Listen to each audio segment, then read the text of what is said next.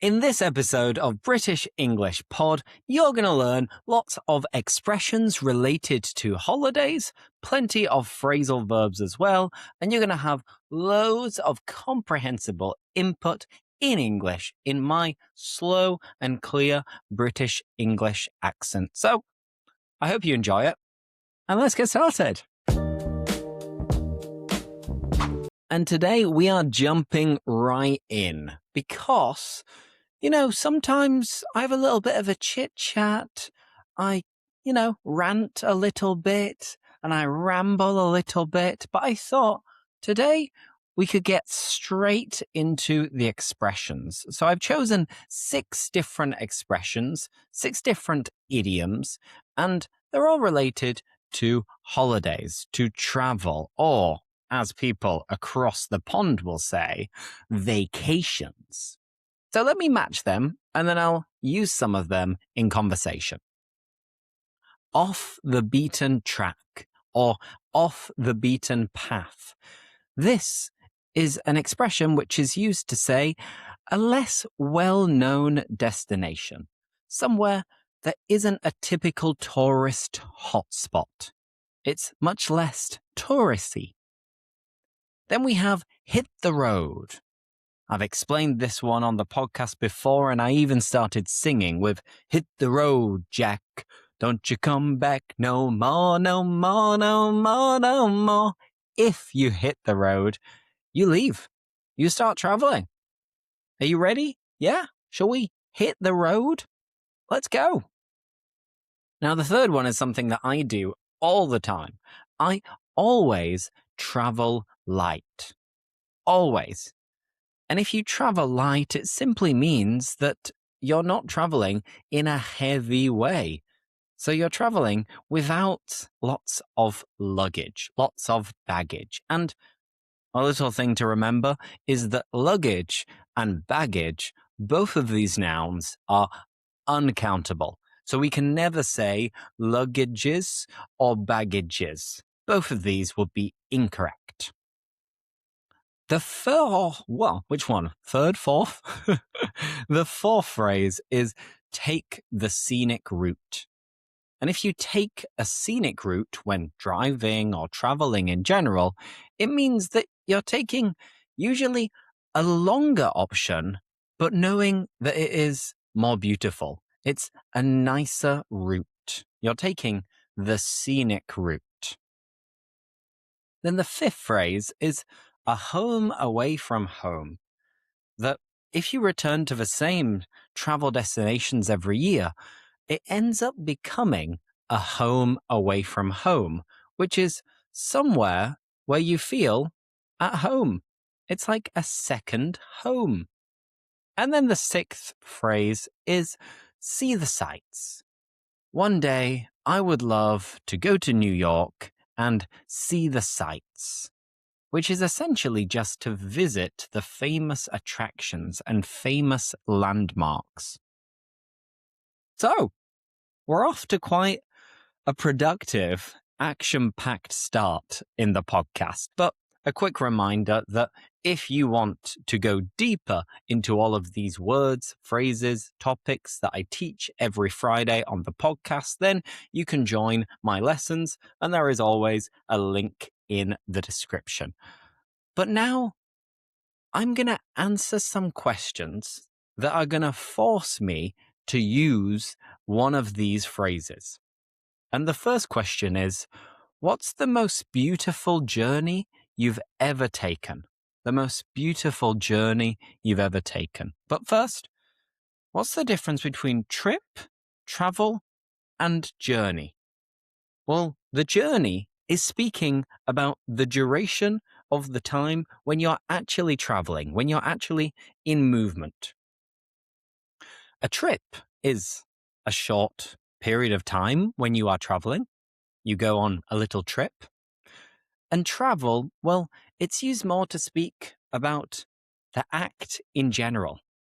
You could say, I love travel, or I love traveling, and using it as a verb, because you're talking about the whole topic. So if you're being specific about a small holiday, I would use trip. If you're talking about the actual time when you're in a car, plane, boat, etc., I would use journey. And for travel, it's just to talk about it in general. So let me repeat the question. What's the most beautiful journey you've ever taken?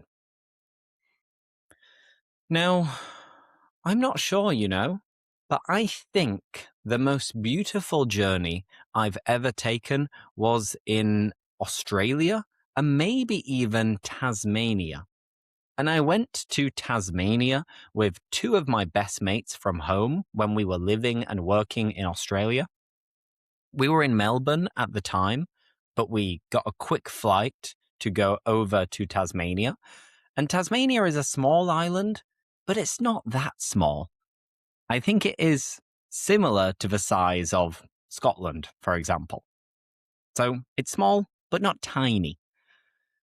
But there were hardly any houses. There wasn't a lot of development. You've got a couple of cities, but really they feel more like towns than cities. And all of the beaches were impeccable, virgin beaches where you could walk out onto the beach and then see kangaroos just jumping, just hopping around. We saw some wombats there as well and Tasmanian devils. And you've got mountains with lush rainforest. Then you've got these stunning beaches and the sea is so clear and clean. So when we rented a car and we were driving all around the island, there were quite a few times when we looked around at each other and we thought, wow, this is amazing. And we didn't just take the one motorway to go from the north to the south. Instead, we took the scenic route.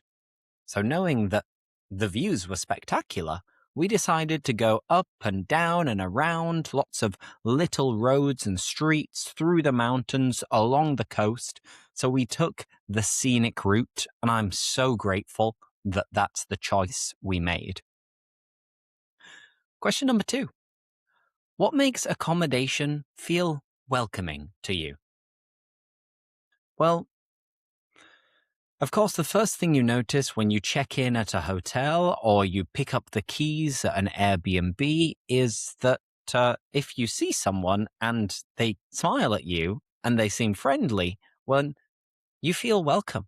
You feel like you are in a home away from home. And it's that simple. If people are there and they're being friendly with you, then it can feel like a home away from home. But other than that, I think it's very welcoming when you have some freebies.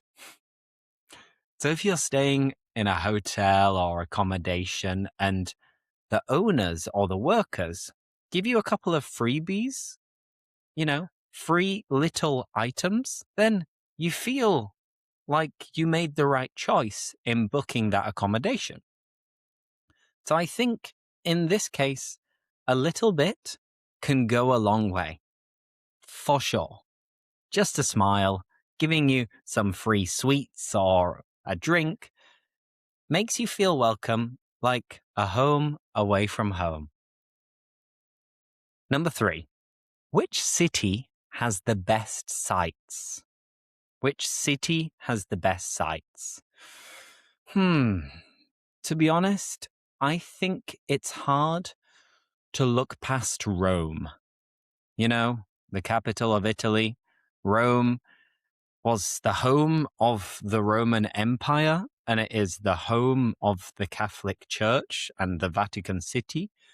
And when you're walking around Rome, it's just like walking around a real life action museum. It feels like you're walking through history. And there are many places in Europe that feel like that, but I've only been to Rome once, and I should probably go back. Because when I went, I remember just looking around and seeing all of the buildings that were so majestic and stunning that I could have stayed there longer just seeing the sights, just admiring the landmarks. So I'd say Rome is probably the city with the best sights. Do you agree or disagree? And if you have any other suggestions, let me know in the comments. Number 4, what's one thing you always pack? Now, I have already told you that I travel light. Pretty much everywhere I go, I only take my trusty green backpack, and I can manage to fit pretty much everything I need in that backpack, especially in summer when, of course, I don't need to pack jumpers, hoodies, coats, and so on. But one thing I always pack is my eye mask. Now, of course, I always pack my boxers, my socks, I pack enough t-shirts and shorts. If it's more than a weekend, I'll also always pack my laptop and my chargers. But the other thing is my eye mask. Because as I've mentioned, I'm a bit of a light sleeper. So if I check in at a hotel or somewhere else and I realize that there are no shutters or dark blinds, then I struggle to stay in bed until late. And if I can't have a lie-in when I'm on holiday, then it puts me in a bad mood. So I always make sure I take my sleeping mask, also known as my eye mask, to try and optimize my sleep whilst I'm on my jollies, whilst I'm on my holiday. Now, number 5. What time of day is the best to travel? At what time do you prefer to travel? Well, I'm a bit of an early bird. I don't like traveling at 5 o'clock in the morning. That's too far, and then you can't sleep. And you know, as I mentioned, if I don't sleep well, I get a little bit moody. So for me, the best time of day to start traveling and hit the road is probably about 8 a.m. If you wake up at about 7, half 7, and then you head out and set off and hit the road, then no matter how far you're going, well, unless you're going to Australia, you know you're going to arrive and still have a little bit of the day that you can take advantage of. So the best time of the day to hit the road is probably about work time, the usual routine when you would start work. Now, number 6, what's the least touristy place you've been to? The least touristy place you've been to. Now, this one, I have a perfect example right now. And it is Indonesia. And I'm not talking about Bali, because Bali, of course, is the kind of Hindu, touristy, quite popular and fancy island which belongs to Indonesia. But I don't think it represents the rest of the country. And when we were in Bali, we decided that we wanted to see a little bit more. We wanted to see more of the authentic Indonesia. And knowing that we were then going to go to Singapore, we thought, well, let's travel across land. And we went to a place called Yogyakarta, which is on the island of Java in Indonesia, relatively close to the capital, Jakarta. And when we were there, we went to visit some temples. And I remember it was really cool, but a little bit uncomfortable when we were there because we were the only, or more or less, the only white Europeans. And you'd have these lovely, energetic groups of kids who'd kind of surround us and they'd ask us like, oh, can I have a photo? And they'd say like random famous celebrity names, kind of assuming we were them or we knew them. So I remember them coming up to us and being like, Brad Pitt. David Beckham. And for my fiance, they were walking up to her as well, like, Penelope Cruz. So it was a little bit off-putting and it was quite uncomfortable. But now I've just had this flashback and it was cool because usually we always have the opposite problem. That you want to visit a place off the beaten path, you get there, and then you realize that everybody else got the memo as well. So everybody else is there taking photos, queuing up, going to the same places as everybody else. So the fact that we were in Jogjakarta and then Jakarta, and there weren't really any other backpackers or holiday makers, was a pro and a con, because at times we didn't feel very welcome, and at other times we felt like we were famous celebrities. But usually I think it was the kids who'd be very excited to see us, and they'd be absolutely buzzing, wanting to take a photo and being so friendly. And then it was more adults who would kind of look you up and down and wondering, like, what are you doing? Sometimes frowning at you. Now, of course, these were isolated cases, but I guess it goes to show that the innocence and excitement of a child is something beautiful. It's something that everybody is born with, which is just goodness, kindness, and excitement. And as we get older, we become moodier and grumpier. Okay, now let's keep going with a quick recap of those expressions. I did make sure I used all of them in my answers, but let's see if you remember them. I'll read each phrase twice. We found an amazing village. We found an amazing village off the beaten track. Next, let's beep before the traffic gets bad. Let's hit the road before the traffic gets bad. Continuing. I always beep with just a backpack. I always travel light with just a backpack. We spent 3 days, beep, in Rome. We spent 3 days seeing the sights in Rome. The penultimate one. That little hotel felt like a beep. That little hotel felt like a home away from home. And finally, we beep through the mountains. We took the scenic route through the mountains. We took the scenic route. Awesome. Now, a couple of other quick questions before we continue with some phrasal verbs and many more questions is, what did you do on your last holiday? Well, as I said a few weeks ago, on my last holiday, I went to Dublin with my mates for my stag do, the party that you have before you get married. And I had a blast. I had a ball. It was a lovely time, and it was the first time that I was visiting Dublin. So it was great. And that was technically my last proper weekend away holiday.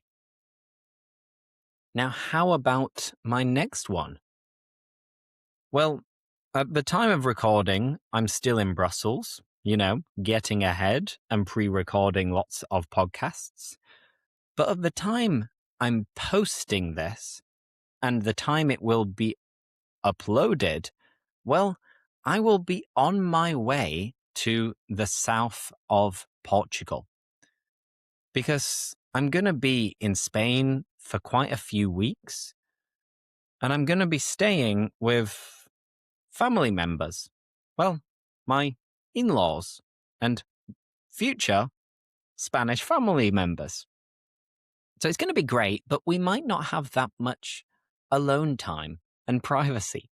So for that reason, I've booked a long weekend away in a coastal town, which is a little bit off the beaten track, in Algarve, which is the south coast of Portugal.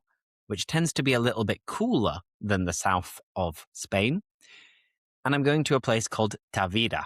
Tavira. And I've been before with my fiance, but this was quite a long time ago now. And I remember when we went there the last time, we saw dolphins.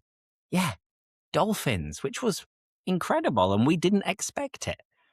And I'm not sure why, but the idea of just crossing the border and going to a different country feels more like a holiday. Because if I'm just staying in Spain, as amazing as Spain is, I feel like it's not as much as a holiday. So for that reason, we're going to drive from the south of Spain about 2 hours to the first town pretty much in Portugal, which is, as I said, called Tavira. Just to have a little bit of alone time and go somewhere else without spending too much money and without getting yet another flight, because I'm a bit fed up of flying so much and I'm going to continue flying quite a lot over the next couple of months. So that is going to be my next little holiday. And the ones after that, well, they'll be related to my honeymoon. So fun times, fun times. Now I'm going to show you the next questions, then you can read and think with me. And all of them are little debates and opinions. The first opinion is package holidays are better than planning everything yourself. Package holidays are better than planning everything yourself. Now here, I beg to differ, which is a quite formal way of saying I disagree. I'm not on the same page. And a package holiday is one that comes with the flight, the hotel, any necessary transfer. Usually you have all inclusive. So everything is organized for you. And I think there is a time and a place for this. But it's not my kind of vibe. It's not my kind of thing. Because I don't like feeling that I've got a specific schedule that I have to stick to without having created that schedule myself. Maybe it sounds a bit silly and a bit funny, but for me, package holidays is great when you've got young children or maybe you've got an elderly person joining you. So then it makes it easier to have that extra bit of organization and help. But I quite enjoy doing the planning myself. I kind of like looking into the hotels and the flights and the activities. So no, I beg to differ with this statement. Number 2, tourist hotspots are overrated. Tourist hotspots are overrated. And yes, I agree with this. I do think that very, very touristy places are usually overrated or maybe just overcrowded, where you've got too many people in the same place. You haven't got a lot of personal space. If you want to take a photo, you're going to have to wait patiently. And then you'll have other people in the background of your photo posing at the same time. Obviously, there is a reason why hotspots become hotspots. And it is because, well, they must be great. They must be beautiful. But over time, if there is over tourism, it ruins it, in my opinion. So I agree. Tourist hotspots are overrated. And that links perfectly with the next question. Social media has ruined travel. Social media has ruined travel.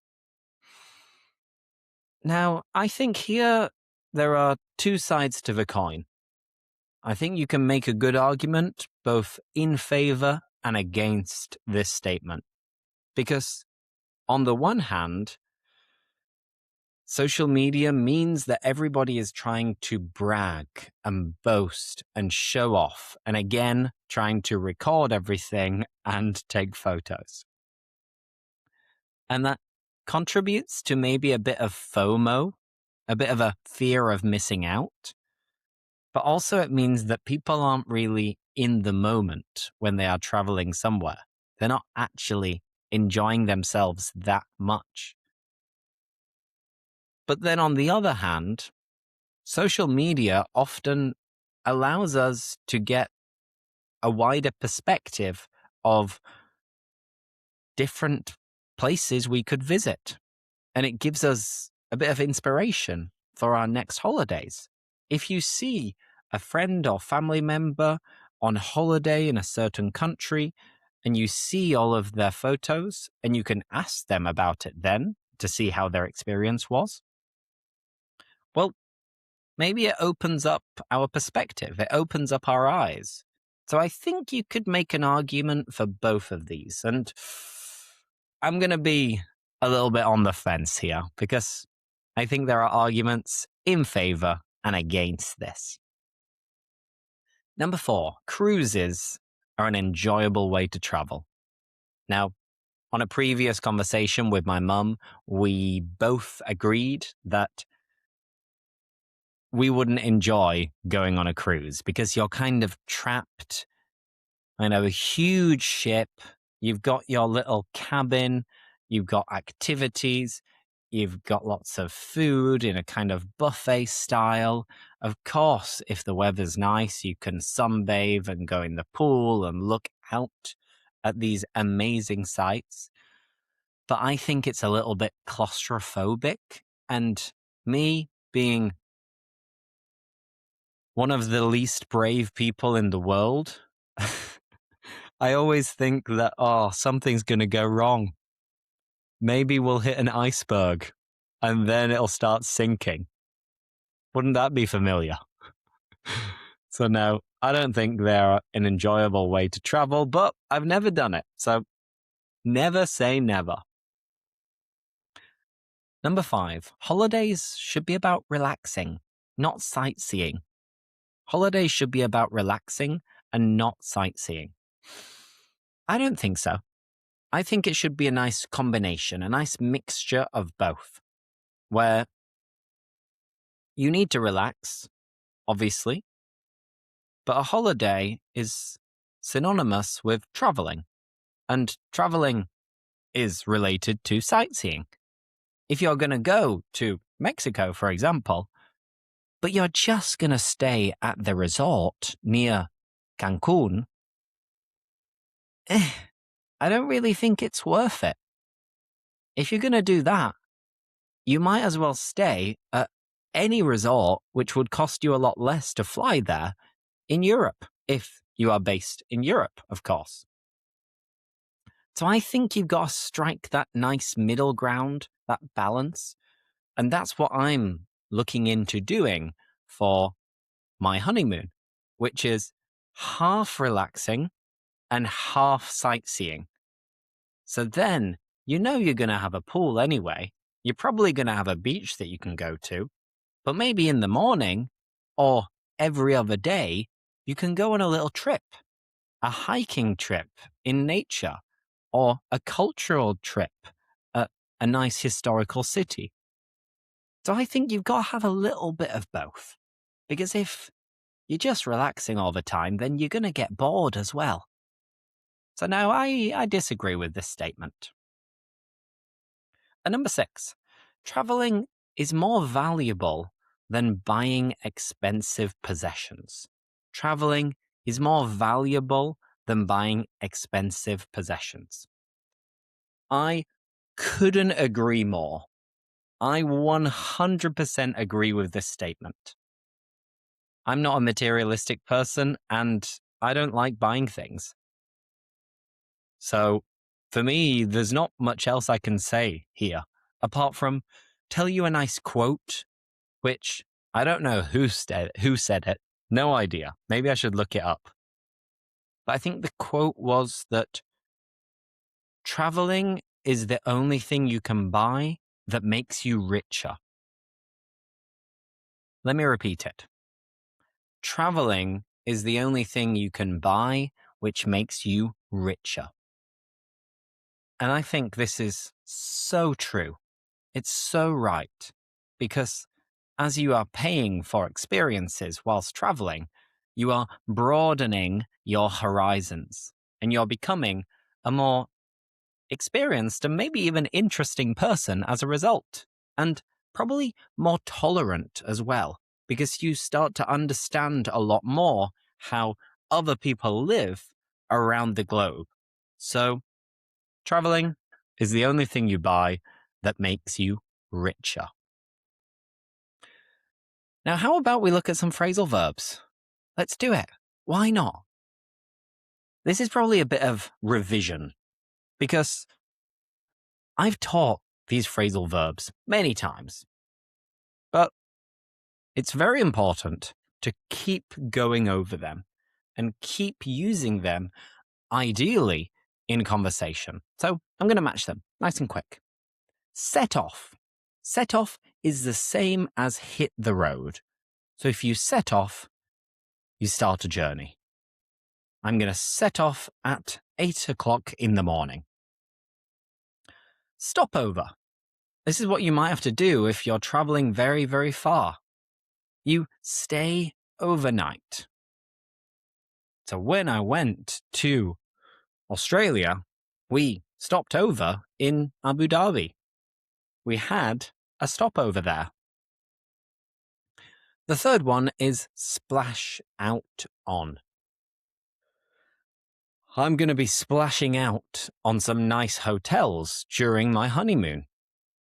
I'm going to be spending the money, but kind of joyfully. And this is where it's different from fork out. If you fork out, you have to pay it and you have no choice. If you splash out, you pay it because you wanna. You wanna treat yourself, pamper yourself, spoil yourself. The fourth one is get away. I'm going to keep singing. I want to get away. I want to fly away. Yeah, yeah, yeah. So get away is to escape. And it could be in the normal meaning of escape, like get away from the police. But if you go on a getaway, you're going on a little weekend away. And if you're very, very sick and tired of working and being in the city, then you could say, oh, I'm so excited to get away this weekend, to escape on holiday. The fifth one is run into, which is the same as come across or bump into as well. The other day, I ran into my old schoolmate. I saw him, or I met him, by chance. We ran into each other. Then we have take off. Very important, especially with people who panic a little bit when they're about to fly. My fiance panics a little bit when the plane is taking off. And that is when the plane starts flying. Now, the next one is quite versatile. It is soak up. You can soak up the sun, you can soak up the atmosphere, you can soak up the vibes, and it is a way of saying absorb. In particular, when on holiday, you could say, I'm going to soak up the rays. I'm going to soak up the sun. The eighth one is wind down, which of course is the same as chill out. Take it easy. I can't wait to wind down for a week in August. It's August now. Maybe I am just about to wind down for a week. And then the last two is another reminder that when speaking about a car, you can drop someone off if you take them and leave them somewhere, and you can pick someone up if you collect them by car. Simple, right? Hopefully you enjoyed that little recap. And I'm going to continue with the recap by now reading you a very short story using all of these phrasal verbs. So, listen carefully and enjoy. Tom had been desperate to get away for months. So when he finally booked a week in Portugal, he decided to splash out on a hotel with an ocean view. Early on Saturday morning, his brother dropped him off at the airport. And after checking in, he ran into an old university friend he hadn't seen in years. They chatted until it was time for their flight to take off. Instead of flying directly, Tom had to stop over in Madrid for a couple of hours. Once he landed in Portugal, a shuttle bus picked him up and took him to the hotel. The following morning, he set off early to explore the coastline, wandering through quiet fishing villages and hidden beaches. For the rest of the week, Tom spent his days soaking up the sunshine, trying local seafood, and swimming in the sea. By the time he flew home, he felt completely refreshed. The holiday had been the perfect chance to wind down, and he couldn't wait to start planning his next adventure. Hopefully, that helps. Practice makes perfect. And I should probably correct myself because on the last slide, I said that stop over was stay overnight. It can mean this, but not only. So if you stop over for a couple of hours, of course, it just means that you are waiting for your connecting flight. So when I teach this with my students, I'll probably modify that and edit that just slightly. Cool. Now, I'm not going to answer some questions using these phrasal verbs because I think you probably already know them. And what I prefer to do is finish off with some more generic questions. So I've got maybe 6 or 7, and I'm going to answer them, each of them.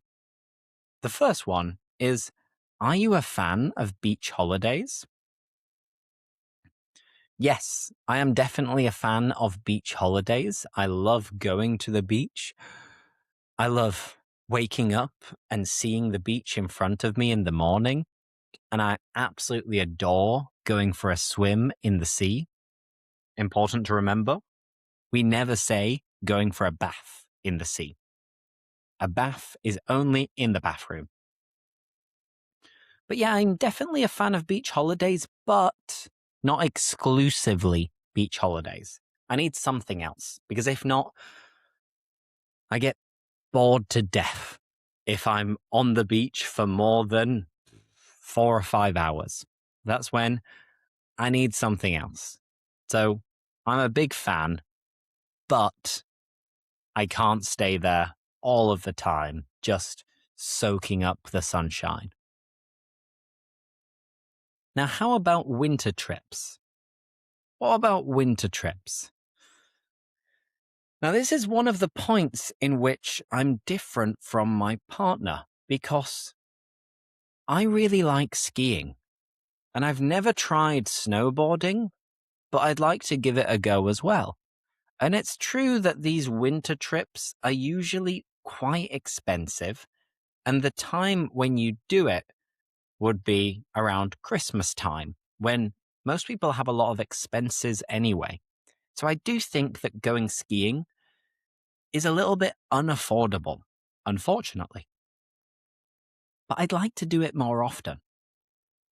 So maybe I've got to choose. Do I spend my money on going on summer trips? Or do I spend it on going on winter trips? And if that's the case, there's only going to be one winner. Because I think, like most people, I need a holiday more in summer, and I appreciate going on holiday more in summer than I do in winter. Because in winter, I often go home, I catch up with my mates and my family, we have quality time together, and it's Christmas. So that adds a little extra to it. But yeah, in the next few years, I want to go skiing because it's really fun and it's something I haven't done for ages. And the next question is, have you been backpacking? So yeah, I have been backpacking. I've done it a couple of times, but maybe the only time that counts is what I was mentioning to you earlier, which is when we started in Sydney, Australia, with the goal of making it to Bangkok, Thailand. And we had about 2 months to do this, trying to avoid flights as much as possible.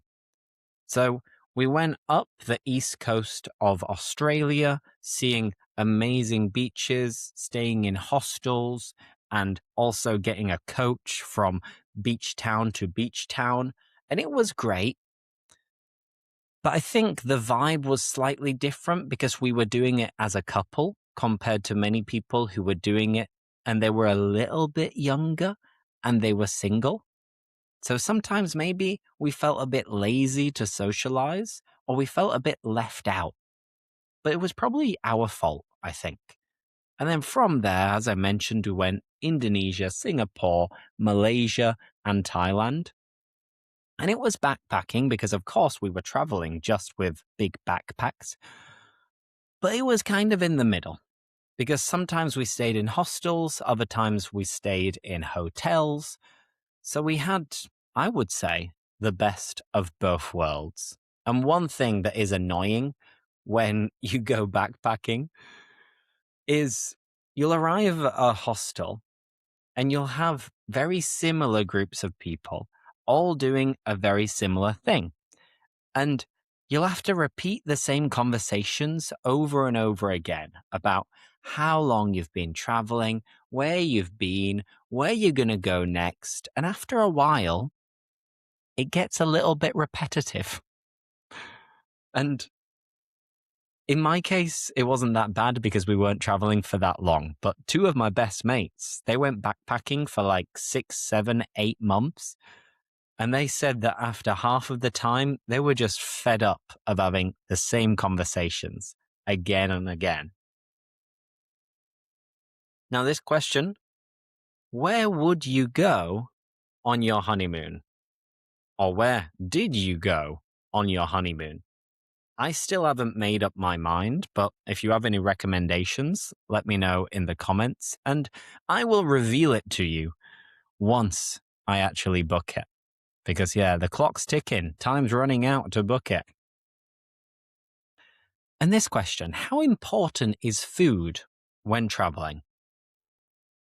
For me, when traveling, food is maybe not the most important thing, but it's probably second or third.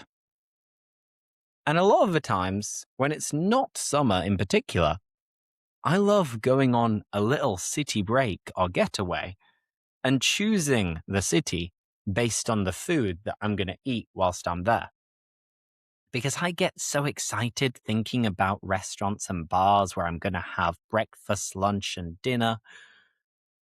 And I mean, gastrotourism is a thing. Lots of people travel just because they want to go to local restaurants or even Michelin star restaurants. So for me, food is really important. It's an important thing to factor in or take into account when choosing the location for a trip. And thoughts on camping? How do you feel about camping? Well, I don't mind it, but I don't love it either. It can be quite nice to be in nature and sleep essentially on the floor. And then you can go for a walk, you can go swimming, running, exploring. And it's nice to be in touch with nature and hear the birds and other animals. But again, I think I'm a bit spoilt in terms of having my own bed and a nice warm shower in the morning. So when you're staying on a campsite, of course, you can have these possible amenities unless you are wild camping yourself. but I think I can only do it for 1 or 2 days. And then I miss the comfort of my own home. And I don't like bugs and creepy crawlies too much either. So if they get involved, my camping trip could very, very quickly turn upside down and be ruined. So I'm not the biggest fan of it. Now, the last question. Have you ever lost anything on your jollies? Remember, on your jollies, British English slang for on your holiday? Luckily, I haven't lost anything. But there was a time, going back to when we were backpacking, and it was the night before the flight back from Bangkok to Manchester. And because we were used to traveling with European budget airlines, we thought that we didn't have any checked in luggage. We thought we just had our backpack and that was it. And we didn't really want to pay that much extra. I know, very stingy. And for me, it wasn't really a problem. I just decided to get rid of a few old t-shirts or smelly clothes that I probably wasn't going to wear in the future. But when I told my fiance that it's up to you, you can spend 200 euros for a suitcase, or you can just decide to leave it in the hotel or give it away to other people because, I mean, who cares? You can always buy clothes again, right? It's not that much of a big deal, is it? So I managed to convince her. I persuaded her that it was the right choice to travel light and not check in luggage. So she was in a bad mood. She was thinking, oh, no, this is terrible. My clothes. I can't leave my clothes here.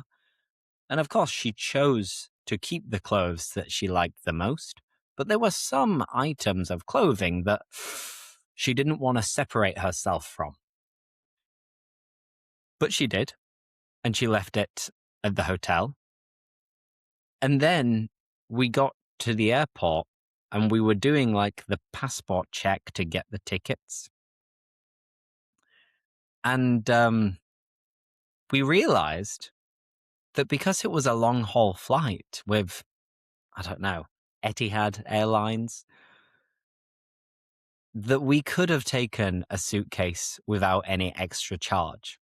So in the moment when she found out and realized, I remember her looking at me and staring at me and raising her eyebrows and frowning, clenching her fists. And I was just like understanding the message that she was telling me, which she didn't say anything in that moment, but her eyes said everything, which was, Lewis, I'm going to kill you. So yeah, I've never lost my passport or anything like that, but a similar experience was telling my now fiance that she had to get rid of her clothes or pay a fortune for a suitcase when, after all, it was included anyway. So luckily, I lived to tell the tale. And on that note, we're going to finish off, but I hope you enjoyed this podcast. Again, if you want to join my classes, link in the description. Thank you so much, and I'll see you next time. Bye-bye.